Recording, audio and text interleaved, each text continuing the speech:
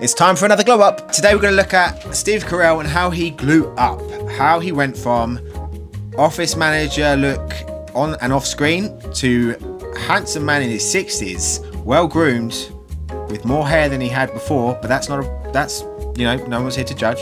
He looks great. We're going to look at 5 things that Steve Carell did to glow up. So we're going to start off with the suit. More importantly, the fit of the suit. So if we look back at film premieres from the early years, so around about 2010, you can see that he's gone from what he was wearing as Michael Scott, pretty much out in public. A very normal suit, a suit that you're going to see in pretty much any office place as of today. He did later go out into a little bit more adventurous materials and colours. So you can see here in this sort of like creamy beige suit with a light tie. I mean, all of those light colours together don't particularly work. He then goes for just these general loose fitting suits, which are like, they're fine. They definitely improved over a period of time. But there's nothing to them. Let's fast forward to today, where he's wearing suits that are way more tailored to his body shape, stronger shoulders, more of a fitted torso, and tailored trousers. The sleeves are slimmer as well. The sleeves are higher up, so they're not just cutting off his hands at the nubs. And he just looks so much better. The shirts and tie, the size of the tie is so much more in proportion of the suit. The collar's better. Just in general, he's got a good tailor now, and it looks great. Whereas before, it wasn't bad, but it wasn't anything special. Now he looks pretty damn good. So, Steve Carell glow up tip number 2 is the hair and grooming. We're going to look at, so basically, Steve Carell, when he was in the office, I don't think it's unfair to say that he had a receding hairline, which is now no longer there. So clearly he's had some form of treatment. It's a thing. It happens. People have it way more now. It's way more affordable. It's an option if you are concerned about that. There are other things as well, such as Propecia that you can take, or minoxidil, which you can take topically. You can use topically, or you can take pill form. Speak with your doctor, the medical advice, all that sort of stuff. But one thing he did do with his hair, which would have worked, receding hairline or not, is taper it down at the sides and have that little bit of length up top. It just looks so much better. It just looks so much better with his head shape. It looks better with most men, to be honest. I think this look is something, if you haven't tried it, I think if you feel like you look a little bit sloppy, it's a good thing to try. He's got a strong beard as well in some of these photos. It looks great. And most importantly, he has embraced the grey, which I think, go with it. If you're concerned, go with the grey. See how it looks. A salt and pepper look at a certain age is good. It looks good. It looks natural. Women love it. Men love it. It's a strong look. Look at this photo here. He looks like Ryan Gosling in this photo. But yeah, he looks great.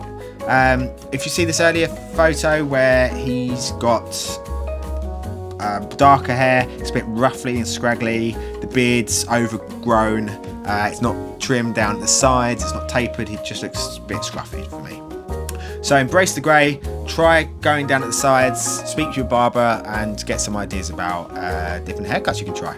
So, Steve Carell glow up tip number 3 is his casual game. His casual wear game, more importantly, has dramatically improved. There's this photo here that he's taken with like a fleece and a jacket on top, and he's got that sort of like puppy dog look in his eyes. I don't know what's going on there. But now you can see he's gone from this sort of just average guy look to this look. This is one of my favourite fits. Chino or stone or cream trousers, a nice knit and a shirt underneath. He looks great. I mean, that is just an absolutely fantastic fit. Then this look here, he's gone all dark colours, Harrington jacket. I think it's like a polo underneath and some dark denim. It looks strong. He isn't messing around with colours. He's just going for something that works for him. It looks clean. It looks, all the proportions are right. It looks great. It hasn't always been great. So this is a photo, and I know this causes some contention, But this look here, it looks like he's trying too hard to recapture his youth. Bomber jackets are great. They are a sportier jacket by nature, and they're a great jacket. But leather sleeves, for me personally, I think that's just a bit much. And it's okay if you're like in your 20s, I think, but beyond that, it's just a bit much. The other thing I think I don't particularly like with this is he's gone with like a double t-shirty thing, like that little mini V and then a t-shirt underneath. You could just do with just a cleaner neckline if you're going to go with a bomber jacket. Don't add anything around here. Don't add any, for me, don't add any prints or anything like that, writing or anything on your t-shirt. Keep it clean, keep it simple. That's one of the beauties of bomber jackets. They're a very clean, simple jacket. It just doesn't need all the guff around it. Just get a good cut of it and it'll go well. So tip number 4 is body language and facial expression.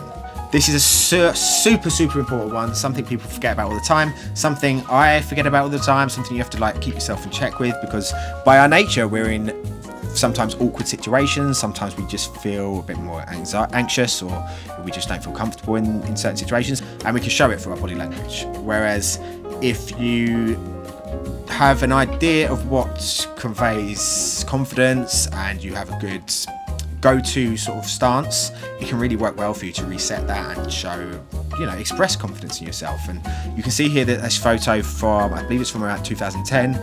He's got that Michael Scott suit on with his hands in his pockets. He's got this kind of shoulder shrug. He looks just like, I'm just happy to be here. And yeah, it just conveys so much of insecurity that having a stronger posture would work out so much better, and he's done that later in life. You can see some photos here. Hands in the pocket still, absolutely fine, but shoulders down a bit more, shoulders back, and the face expression isn't this sort of like puppy dog smile. He's got a stronger, he's just like little smiles, little smile, but nothing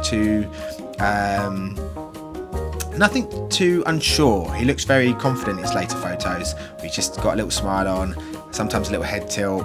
And I think this ultimately it's down to the shoulders here, because he's still got his hands in his pockets in a lot of them, but he's not shrugging like.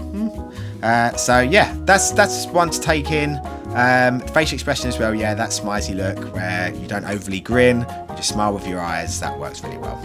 And lastly, tip number 5 is colour palettes. This is so important for him, I think, because if you look in the early years, first of all that cream stone suit we saw earlier with that pale blue tie. For me, it's just all too much light, and whilst he's got darker skin complexion when he's got a bit of a tan, it just didn't particularly work for me. Then we've got this suit and tie combo where it's like a dark suit and a lemony bright tie. It looks very estate agent-y for me. It's just unnecessary. It's not very pleasing to the eye. Same here with this. All these different shades of blue, different textures, it's shiny, there's a lot going on. I like how it's a bit more adventurous than his earlier suits, but it's not pleasing, and it's not, it doesn't work well with him. It just looks like a bit of a peacocky colour rather than something that's just like a nice colour that fits in with him. So what he's done later is embrace the colours that work for him, and that is normally darker tones. So you can see here, he's got all navy suit and shirt, darker coloured glasses. That we've seen earlier ones where he's got that navy shirt and a grey blazer on, all dark, muted tones. And then we've got this perfect example here where he's got this grey sort of Prince of Wales check suit on with a different coloured grey shirt and a navy tie. It just works really well for him, especially if he's got that little bit of a tan. These colours all blend in really well. Obviously, I mean, it's grey. It's not like an exciting colour, I know, but the subtle pattern mixed in with subtle colours just works really well. And you can't just because it's grey, you've got to remember how it reacts with your skin tone as well and your hair colour. I think this works beautifully for him. So there we have it. Steve Carell. For me, he looks $1 million now. Obviously, the passing of time plays a massive role in this, and I know. And then one of the comments I always get is he's just got a lot of money, so obviously it's going to help. Yes, it's true, but these are simple things that anyone can take away and do. Let me know what you think. Do you think he looks better now or better before? Give me some suggestions. Anyone you feel like's glowing up, we'll have a look at them. Please check out our store, Archery & Woods, for pre-owned menswear and vintage watches. We've got some really affordable tailoring in there. Stuff like Steve's wearing, that, you know, if you think like he's spending a lot of money and he's got a stylist, yes he has, but with pre-owned you can definitely get some amazing pieces for affordable prices and glow up yourself if you want to. Please like and subscribe for more. It really helps me grow the channel and the store, and yeah, look forward to hearing from you. Cheers.